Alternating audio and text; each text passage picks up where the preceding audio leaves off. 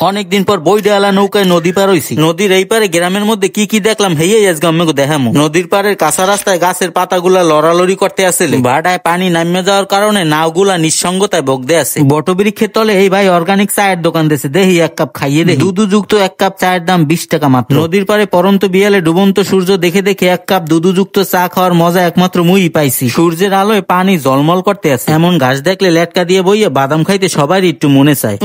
চেয়ারে বইয়ে পাপড় খায় আর প্রকৃতি দেখে। সন্ধ্যা হওয়ার আগেই মাঝি নাও লইয়া বাড়ি যাইতে আছে। বিয়ালে গ্রামের এমন রাস্তা দিয়ে হাঁটতে মোর ভালোই লাগতে আছে। রাস্তার পাশে এইরকম সবুজ ধানের বীজ দেখলে চোখ দুটো এমনি জুড়াই যায়। ও বাবা, বেঞ্চও দেখি আছে। রাস্তার পাশের গাছের লাগে ছোট ছোট নৌকাগুলো বাইন্ধে রাখছে। হাঁসগুলা দল বাইন্ধে এখন নদীর দিকে যাইতে আছে, জম্মের ডুবান ডুবাইবে। একটুখানে একটু নৌকার মধ্যে 3 জন উঠছে। গ্রামের শুনশান নীরবে ইটের রাস্তা দিয়ে হাঁটলেই মনে হয় মোরা কত ঘনবসতিপূর্ণ এলাকায় থাকি। কল্লা জাগাইয়া ভাড়া মাছগুলা হাতরাইতে আছে এই পুহুইরে। হয় এতক্ষণ চরের আড়ে নদীর উপরের গ্রামটার কথাই কইতে আসছিলাম। আজকে এই পর্যন্তই, দেখা হবে অন্য কোনো ভিডিওতে। আল্লাহ হাফেজ।